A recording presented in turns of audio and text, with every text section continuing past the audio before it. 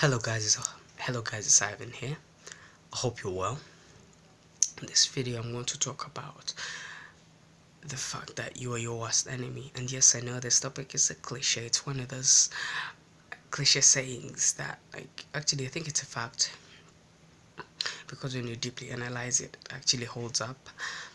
But most people have heard of this, but maybe some of them just can't make sense of it. Some of them just don't understand it, or others just don't know how to apply it to their lives, or how it interlocks into the fabric of their reality. Now this one's a bit topic, because it's got a few sub concepts that I've talked about, like for example limiting beliefs, and the other major one that it has, the other major concept that it interlocks into its fabric is knowing who you are as a person. And I'm planning on doing a video on that, just that, but I feel like I need to do a little bit more research so I know what I'm talking about, as opposed to spitting a bunch of random facts um that barely make any sense. So anyway, back to the video. Now, the whole knowing who you are interlocks with your worst enemy. How do those two interrelate? So being your worst enemy can, obviously there's a simple example where obviously your parents love you so much and want the best for you, and they're willing to go to lengths as extreme as paying, working so hard, working their asses off to pay for college or university, whatever it may be. And they'll clothe you, they'll feed you, but unless you as a person actually take an interest in a certain subject that you're studying at uni, you will end up not getting the degree, or you don't get the future that they dream for you. Now, on the other hand,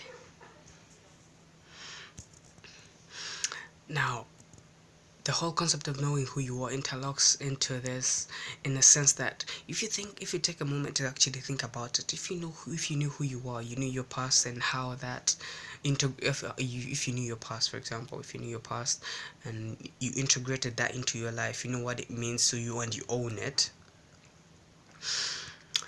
you'll obviously know that you'll have that farm base that you lay out that gives you a boost. For example, what that basically means is, whatever life will throw at you, yes, you will hurt and you'll break, but you have this firm baseline on which you're falling, as opposed to falling back down to zero where you have to start from. So basically what I'm saying is, when you know who you are and your value as a person, you've set your bar to a certain extent, where no matter how much life throws at you, or whatever unforeseen bad events that come your way, you will have that firm baseline to fall back on, if that makes any sense. Yes, you will crash, yes, you will burn every once in a while, but you have that firm baseline on which you will always start from, as opposed to starting from zero all over again. For example, actually, I won't get back so sorry, I won't get so deep into that. I will talk more about that in the whole knowing yourself video, but that makes sense to you guys to some extent, hopefully. Now back to the whole point of you being your worst enemy. Now the best way this manifests itself in most people's lives is limiting beliefs. When you think about it, everyone has them. Everyone has a limiting belief or two. Now the best one I can give you is, for example, if you look at me, my nose it's definitely disproportionate to my face. So for a while I thought I was ugly, and for all the time I was shy. I had this limiting belief in my head that I just wasn't handsome enough, like those models I see on TV, or these actors, to be able to approach anyone, or to talk to strangers, or to have a girlfriend for that matter.